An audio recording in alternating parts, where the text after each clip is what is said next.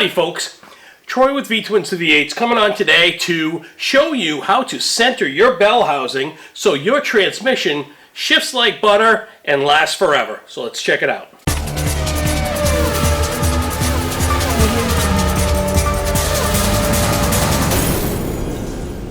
So you're probably wondering why you need to center the bell housing and why it has such an effect on the transmission. Well, it's like this. Picture your crankshaft is like this long straight rod that this input shaft goes into the end of it, and then there's a long straight rod that goes all the way through here. What you want is you want all of this to be in perfect alignment. If this is offset, this little end here, the little end of the input shaft, goes in a bearing or a bushing in your crankshaft. So if this is misaligned, what happens is when you push the clutch in, your clutch is released, but the crankshaft, that friction between the crankshaft and the input shaft will cause this to continue to turn, which will make your shifting harder. The other thing that happens is when you have a side load on these front bearings, it creates friction and additional wear. The old Muncie type transmissions, Ford top loaders and stuff, had a round roller bearing in the front, so the side loading wasn't quite as critical, but if you're running a Tremec, you definitely want to make sure your bell housing is in alignment, and I'm going to show you how to do it. Okay, so I'm here under my 66 Impala, and I have my bell housing bolted to the engine, and I have it torqued. And as you can see, I have a dial indicator installed in here, and it looks like kind of a science project, but it's really not that big of a deal. So what I did was I attached my magnetic base to the flywheel, and I set up my dial indicator so that it will ride on the inside of this concentric ring on the inside of this bell housing. So when I take a wrench and turn my crankshaft, this will ride all the way around the outside and it'll give me a reading. So all of this tape, I put 3 pieces of tape, 12 o'clock, 3 o'clock, 6 o'clock, and 9 o'clock. I'm going to take readings at each one of those. So what we're going to do is we're going to get it zeroed up here, and we'll go around this whole thing, and I'll show you how to figure out where you're at and how we're going to correct it. I've got this thing at the 12 o'clock position. So what I'm going to do is I'm going to come over here and I'm going to zero my dial indicator. Okay, so now you can see my dial indicator is at 0. So then I'm going to turn my crankshaft a quarter of a turn. And what's going to happen is it's going to put me over here, and then I'll see what I have for a reading there. This is where I should tell you to tell me when it's there, because I don't know where it's going to be. It's got to be pretty close there, right? Yes. Okay, so here I am, just a little bit beyond where I want it to be, but I'm close enough. So I'm going to look up here and see what I've got. I am at minus 11. So I'm going to write that down on my piece of tape. Now I'm going to turn it so it's at the bottom.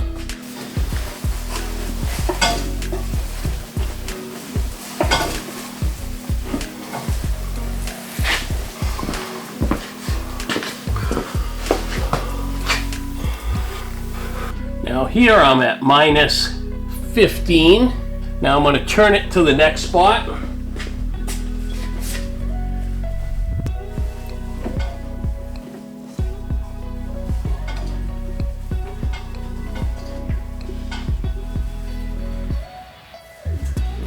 Right there. Yes. Now I'm at minus. Here I'm at minus 5. And then I'm going to go back up to the top just to make sure that my dial indicator didn't move and I'm still zeroed.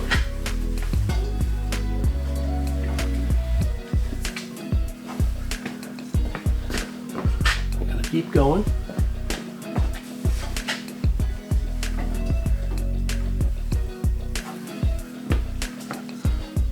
Okay, I'm at the top.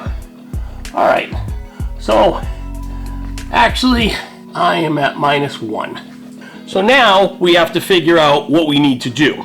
Okay, so if I'm minus 11 here and -5 over here. We can skip the minus part. It's just that I'm on the opposite side of the indicator.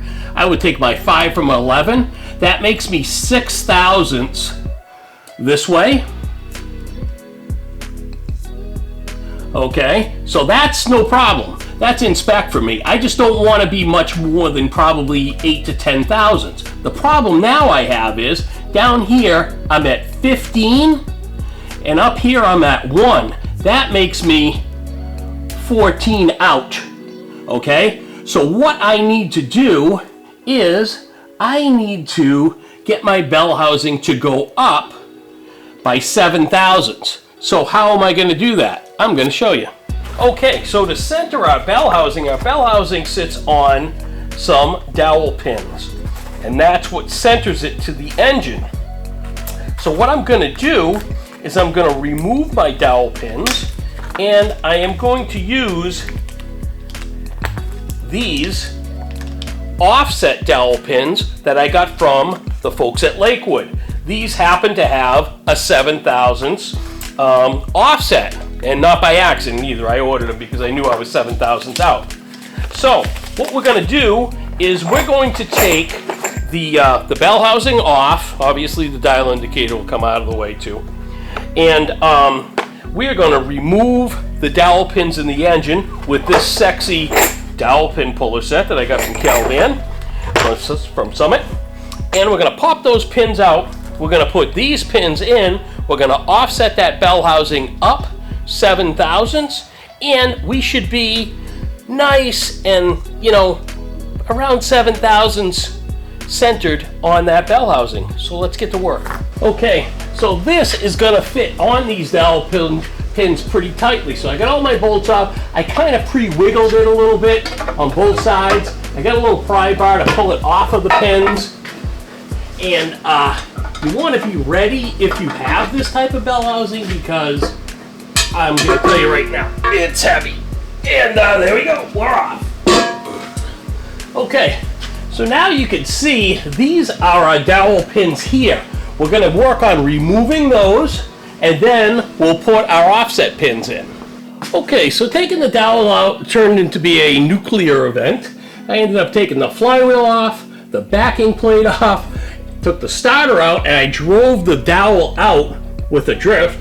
And then over here on this side, I actually couldn't even move it with the puller. I couldn't move it with vice grips. I ended up putting a big, huge nut on the end of it and using a inch and an eighth wrench and rocking it back and forth and heating this area here on the block to get the dowel pins out. But now they're out. The holes are fine. I didn't cause any damage or anything like that. And then these are the dowel pins. Now, I'll give you a close-up of them, how they look. Okay, so this is what the dowel pin looks like here. You see the slotted edge, and then you see this Allen bolt that's right here. The Allen bolt, you screw that in, and it expands this in the hole.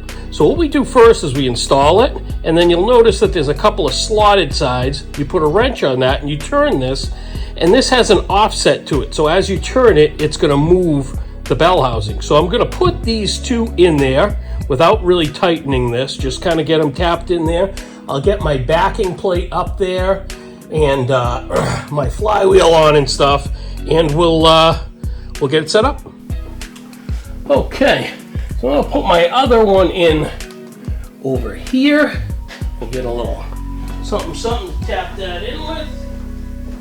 I want you to make sure you at least get it far enough in so that you're those serrations. So what I'm gonna do is I'm gonna put this right up to this groove that we have here. All right. Now they want you to have a wrench and make sure that these are both the same, which I'm gonna do now. Okay. So I'm gonna make it so these are both like that.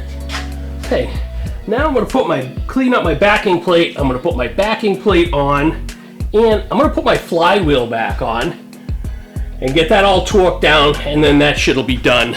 So I got my backing plate all cleaned, and Pop that on here. So that's good. Now I'm going to put my flywheel on. So when it comes to the ones who love, like spot plans, protect spotnet.com. I was on a tour there. Nice. I have quite great. Okay. Now I'm going to get my bolts. I'll get some Loctite. We'll torque these flywheel bolts on here. Okay. A little Loctite on these. And I'm going to torque them to 60 foot-pounds.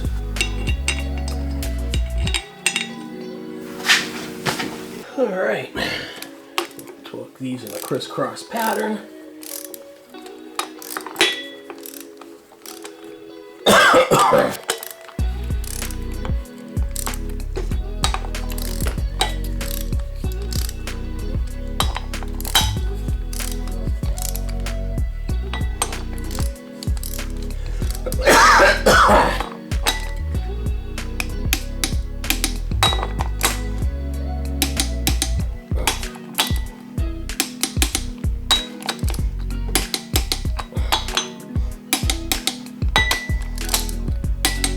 Okay, and there we go. All right, now I'm gonna get the bell housing up there. Okay, so now I got my bell housing up on here and I got it snugged so that I'm solid. I'm gonna set my dial indicator up and we'll start taking a look and see where we're at and how we can move it around. Okay, so I got my dial indicator at 12 o'clock.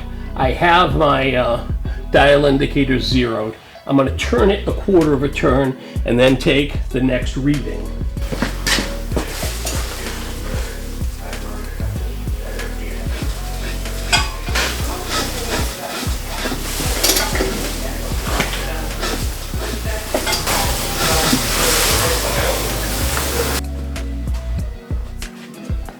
Okay, so now what we have is we've got a negative 11. So in other words, we're on the left-hand side of the zero. So I got a minus 11. Let's see what we got at the bottom.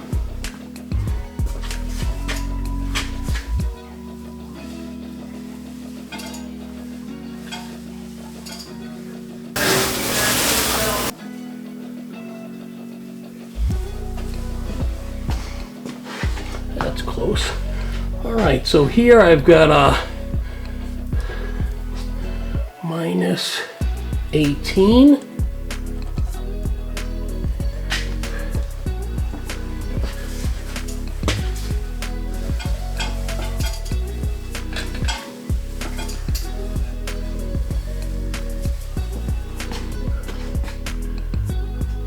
That looks pretty good. All right. Now what do I have? I've got a positive 22. So, my bell housing has to go to the left and it has to go up. So I'm going to turn our screws and see what happens. Okay, so after I played with this for a while, I got it really good. So I'm at 0, 0, I'm at +1, I'm at -1, so I'm off 1,000th all the way around. I really like it. The thing I didn't like about this setup is over here on the side of the Lakewood bell housing, there's a bracket for your clutch rod. That makes it so you can't just put a wrench on this dowel offset pin and rotate it and watch it and change it. So I had to get this one where I liked it, kind of lock it down, take the bell housing off, turn this one a little bit, put this back on, snug up the bell housing, get it where I wanted, and then test it. And I did that several times. That's why I didn't do it right on the camera, because it was so time consuming. But this offset dowel works great. It's just that you can't grab a hold of it with a wrench and turn it because of this bracket over here. So if you don't have this bell housing, it'll be a piece of cake to do it. But you can see what I got. I'm 0 here. I'll turn it and you can watch it on the thing, because I just want to double check myself. See where we at now? Yeah, so look at that. I'm 0.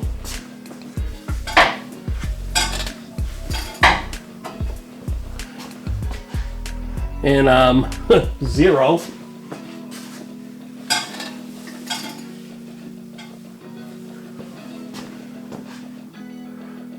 And I mean, looks like I'm at -1. So I'm right where I want to be. So I am going to lock down these Allens on these studs, and then we can put our clutch in, and we know we're exactly where we want. So there we go. Okay, so I got my clutch all aligned. I got this torqued down. I'm going to throw the bell housing on, and we're going to be good.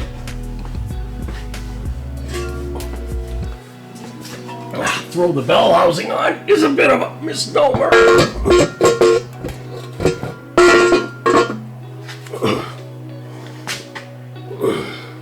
Come on now. There we go. Oh, nice. Okay, so there's our bell housing all installed. We got a new throw bearing in there. We got a new boot for the shift fork.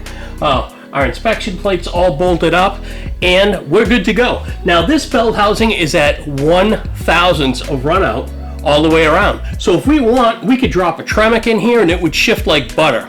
So if you like the video, hit like and subscribe, and stay tuned for videos just like this. Thank you, and good luck on your project.